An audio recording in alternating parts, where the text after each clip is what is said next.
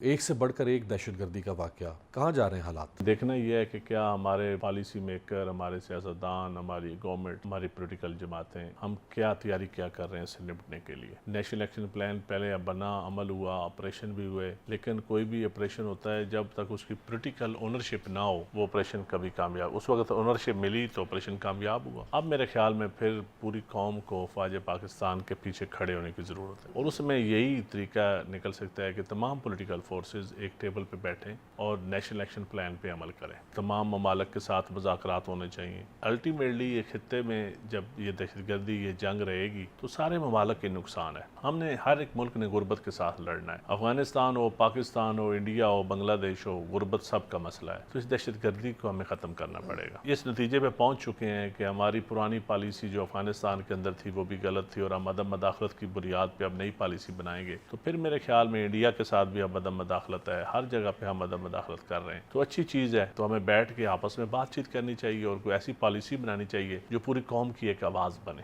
अगर सियासी इस्तेकाम ही ना हो जान साहब, इस मसले पर फिर कॉमन कैसे होगी? दहशतगर्दी का जो क्राइसिस है इसी से मैं समझता हूँ कि हम इकट्ठे हो सकते हैं। सही। ये एक ऐसा पॉइंट है जिसके ऊपर सब जमातें इकट्ठी हो सकती हैं, तमाम स्टेक होल्डर इकट्ठे हो सकते हैं और इसी क्राइसिस के अंदर ही हम अपनी स्टेबिलिटी भी ला सकते हैं। हम क्लैरिटी हमें लानी पड़ेगी कौन दहशतगर्द है, किससे हमने बातचीत करनी है। अफगानिस्तान के लिए हमने बहुत बड़ी कुर्बानियाँ दी हैं इतने साल, हमने उन मेहमानों को संभाला है, उनके लिए हमने रशिया के खिलाफ हम फ्रंट लाइन के ऊपर आपने जंग लड़ी है तो उसकी कीमत हमें दहशतगर्दी की सूरत में तो हमें नहीं मिलनी चाहिए थी। मजहबी मुनाफरत तो आप चंद साहब यहाँ तक देखें ना कि जब तहरीक इंसाफ फैसला करती है MWM में शामिल होने का तो उस पर भी दबाव आ जाता है और उस इत्तेहाद को छोड़ के एक और जमात में शामिल होना जब पॉलिटिकल जमातें कमज़ोर होंगी नहीं तो ये आसरा लेंगी, फिर ये ऐसे तो चलता रहेगा। अदम बर्दाश्त एक दूसरे अदम बर्दाश्त तो है इस मुल्क में। पीपल्स पार्टी का तो फेस इस लिहाज से बहुत मुनासिब और ज़बरदस्त फेस रहा है कि आप किसी इंतहा पसंदी को एज पार्टी कभी सपोर्ट नहीं करते। नहीं, हम इंतहा पसंदी देखें ना, हमने भुगता है, हमारे लीडर्स हमने गंवाए हैं, हमने जाने दी हैं, दहशतगर्दी का शिकार हुए हैं। सबसे ज़्यादा अगर कोई जमात शिकार हुई है तो पीपल्स पार्टी और ANP शिकार हुई है इस दहशतगर्दी का। तो हम कैसे अपने शहीदों के खून से गद्दारी कर सकते हैं? तो मैं समझता हूँ, लेकिन इसके बावजूद मैं समझता हूँ कि मुज़ाकरात अफगानिस्तान के साथ ज़रूर होने चाहिए। अब जो सियासी सूरत हाल है, 8 फरवरी को अब तकरीबन 1.5 माह से ज़्यादा का वक्त हो चुका है, बात बनती नज़र नहीं आ रही। जो स्टेबिलिटी है ना पॉलिटिकल जमातों के अंदर, शिद्दत बयान असम्बली के फ्लोर पर, आउट ऑफ असम्बली, फिर लोग जेलों में हैं, फिर रोज़ाना एक दूसरे पे कभी कत्ल की धमकियाँ, कभी कोई बयानात, ऐसे अदालतों के अंदर केसेस में शिद्दत। तो फिर इस वजह से थोड़ा सा माहौल तो गर्म है, लेकिन मैं समझता हूँ कि इस माहौल को ठंडा करने में 1 हफ्ता लगेगा अगर हम नीयत हमारी बन जाए सबकी तो। और तमाम स्टेक होल्डर्स को और पॉलिटिकल जमातों को बैठना पड़ेगा और ये बावर कराना पड़ेगा कि हम एक दूसरे के दुश्मन नहीं हैं। गलतियाँ सबसे हुई हैं। मरियम नवाज को आप, चूंकि आपकी कॉन्स्टिट्यूंसी है पंजाब, तो मरियम नवाज को आप कैसा काम करते पा रहे देखिए, वो कोशिश कर रही हैं, हमारी नेक ख्वाहिशात हैं उनके लिए, मेरी दुआ है कि वो कामयाब हों। लेकिन मैं आज कुछ 2-3 जगह पे ये कह चुका हूँ, हमेशा कहता हूँ कि हमारा ब्यूरोक्रेटिक सिस्टम तबाह हो चुका है। इस ब्यूरोक्रेटिक सिस्टम में मरियम नवाज हो या नदीम अफजल चांद हो, कोई डिलीवर नहीं कर सकता। जिसको मर्जी आप वज़ीर आज़म बना दे, जिसको मर्जी आप वज़ीर आला बना दे। परवेज इलाही कई महीनों से, बेशुमार लोग 8-8 महीनों से, जुर्म भी हो तो सजा से पहले तो जमानत का एक पूरी देखिए, ये हमारा मौक़िफ़ तो पहले दिन से है जी। आसफ अली ज़रदारी साहब का केस सबसे सामने है। 11 साल जेल में रखा गया और अदालतों से सजा कितनी होनी थी?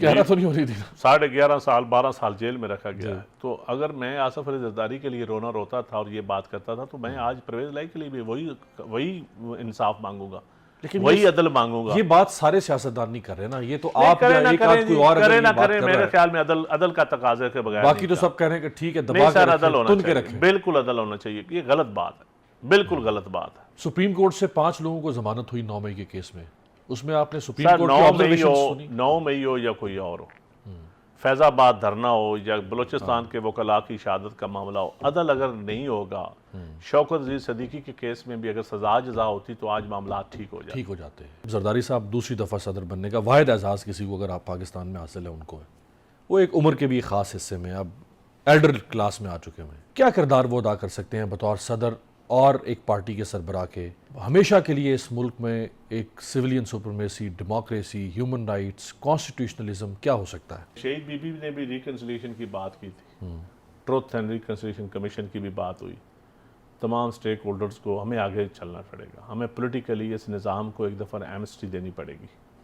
जिस तरह हमने बिजनेस टाइकून को एमएसटी दी, और बार बार दिए उनको। बार बार दी, एक दफ़ा सियासत को भी देख लें, जो गलतियां हुई उसको भूल जाएं, आगे चलें। इस बात की क्या गारंटी है कि आइंदा से आर्म ट्विस्टिंग नहीं होगी सियासतदानों की? देखिए, जब आप निज़ाम ठीक करेंगे ना जी, आप निज़ाम इलेक्शन का निज़ाम ठीक करेंगे, आप अपना निज़ाम हुकूमत ठीक करेंगे, कोई इस मुल्क को खाएगा नहीं, कोई निचोड़ेगा नहीं। गवर्नर बन रहे हैं प्लाटों आप, से, पंजाब के गवर्नर इन बन रहे हैं। प्लाटों से, इन मराज से गवर्नर देखा जाएगा, जो पार्टी फैसला करेगी। मैं इतना इन चीज़ों लेकिन को पीछे नहीं पड़ता। क्यों मुखालफत क्यों आपकी हो कोई रही है? पता नहीं जी, मुझे कोई पता नहीं मुखालफत है। एक मीडिया पे एक तो पीएमएलएन आपको मीडिया पे सुनते हैं, मुझे नहीं कोई पता अपने नहीं, लिए सच्ची सियासी बात है। खतरा मुझे समझती किसी है। कोई ऐसी बात का किसी का नहीं पता। कोई और भी आपको सियासी खतरा समझता है अपने लिए? नहीं, मैं किसी के लिए का आम आदमी हूँ, मैं किसी आम आदमी खतरा नहीं होता। मिडिल क्लास घराने का एक छोटा सा पॉलिटिकल वर्कर हूँ, मेरे से क्या खतरा होना है किसी को। लेकिन अगर जरदारी साहब रिवाइव करना चाहते हैं पंजाब में पीपल्स पार्टी, इंशाल्लाह पीपल पार्टी रिवाइव होगी। कोई वर्कर पीपल पार्टी रिवाइव होगी, हमें अपनी जमात की हायरार्की बनानी पड़ेगी। अपनी जमात में पुराना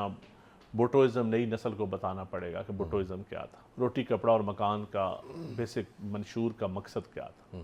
हमें गवर्नेंस का मॉडल देना पड़ेगा, हमें एग्रीकल्चर पॉलिसी देनी पड़ेगी, हमें एजुकेशन पॉलिसी बतानी पड़ेगी, हमें इस ब्यूरोक्रेसी में रिफॉर्म्स करने के लिए मॉडल देना पड़ेगा। तो नई नस्ल को आप अपने साथ अट्रैक्ट कर सकते हैं।